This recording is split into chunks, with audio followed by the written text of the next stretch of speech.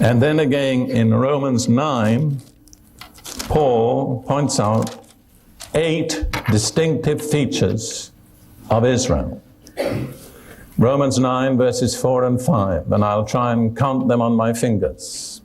I only have 5 fingers, so I have to go over onto the second hand.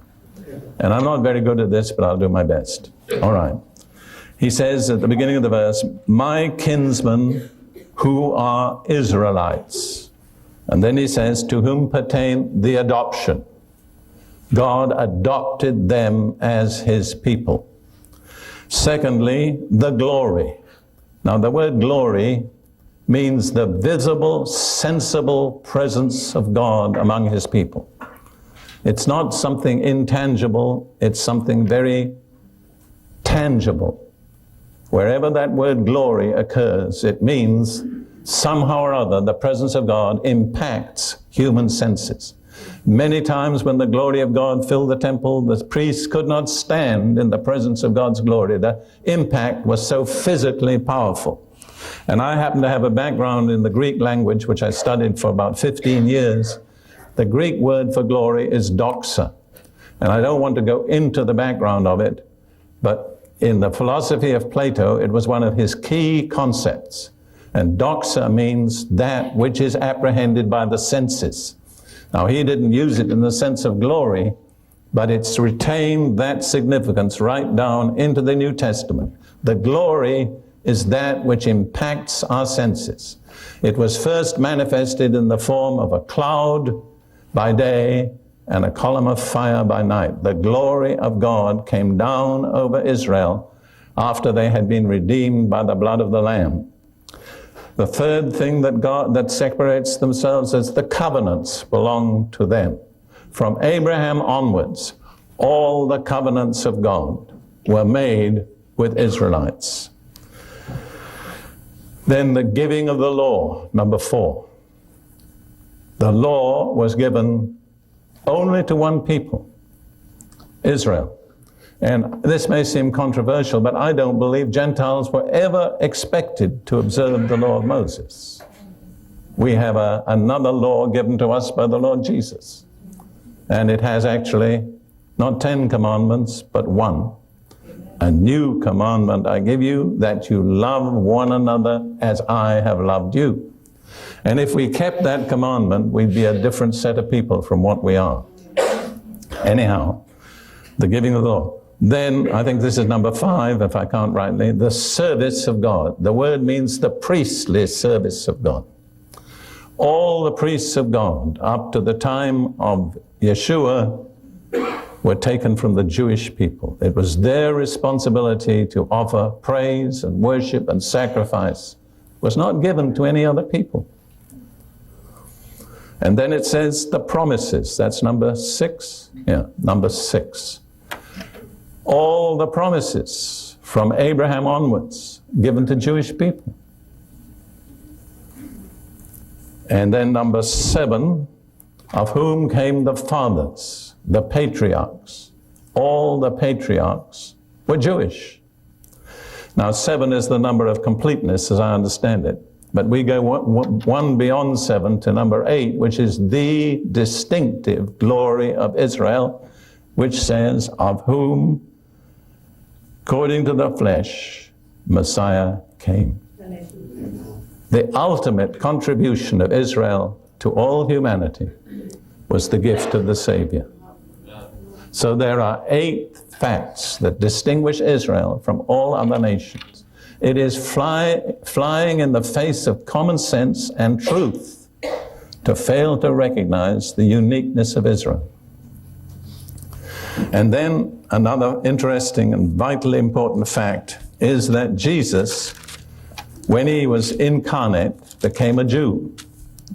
I have spoken to quite a number of Jewish people who became believers, and almost all of them have said something the same. They had been brought up to believe that Yeshua was only for the Gentiles. He was the Gentile Messiah, but had nothing to do with the Jews. In fact, you know, the Orthodox Jews won't even write his name. They'll write Yeshu. They'll leave out the last letter instead of Yeshua. But I don't know how many Jewish people I've encountered. They say, when I read the Gospel of Matthew, I realized that Jesus really was a Jew. And the best Jew, a complete Jew, what all Jews should have aspired to be. But what I want to point out is he became a Jew not just for 33 years, but for eternity. Yeah. That's a staggering thought, but I'll show you the scripture. Revelation chapter 5 takes us up into the presence of God in heaven, and John saw these wonderful things. But there was a scroll which no one could open because it had 7 seals. And John was weeping bitterly because no one could open the scroll.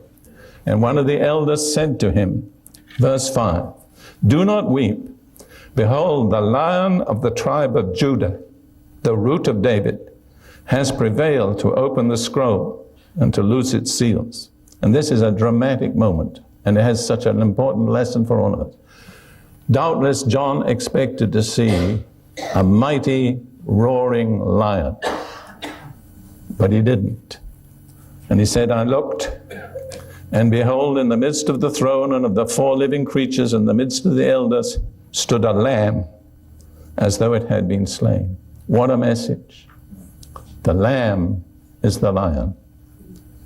It's not strength, it's yieldedness.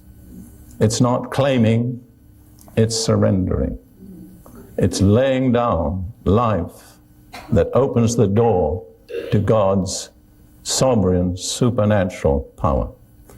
And there in eternity, at least 50 years after the death and resurrection of Jesus, he is called the Lion of the tribe of Judah. And Judah is the word from which we get the name Jew. Some people don't realize that, but in Hebrew, Judah is Yehuda, and Jew is Yehudi. There's only one letter different. So when he's called the Lion of the tribe of Judah, he is eternally stamped as Jewish. That's a staggering thought. If I had been God, I wouldn't have arranged it that way. But then God didn't consult me.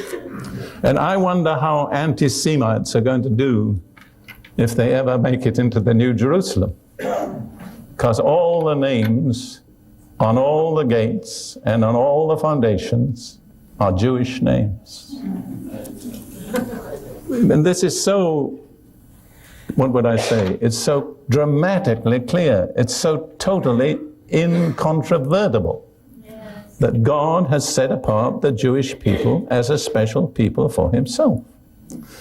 And I'll tell you, if you're not Jewish and you want to be blessed, just recognize that fact. Yeah. Because God has blessed my life beyond my ability to understand. And one fact is that by the destiny of God, I became father to 8 little girls, of whom 6 were Jewish. And God has never forgotten that. I often forget it. Sometimes I wonder, God, why are you so good to me? And then God makes it clear, because you took care of my little Jewish believing girls. So you who are not Jewish, don't miss out on a blessing. Don't be stubborn and proud. Humble yourself before the truth of God. Balaam, who was a very reluctant prophet, prophesied under the pressure of God, but in Numbers 24 and verse 9, speaking to Israel, he said, "Blessed is everyone who blesses you, and cursed is everyone who curses you." So you can choose. That's the title of the book. Blessing or curse, you can choose. And one way to choose blessing is to bless Israel. I'm not saying everybody has to do it our way, but every time Ruth and I eat, and normally we have 4 meals a day, just at the moment I'm off eating, but that's only temporary, I hope. We have a grace, quite a complicated grace, but in the middle of it we say, "In this set time, show mercy and favor to Israel," because we believe, according to Psalm 102, this is God's set time to show mercy and favor to Israel. So every time we have a meal, we get a blessing.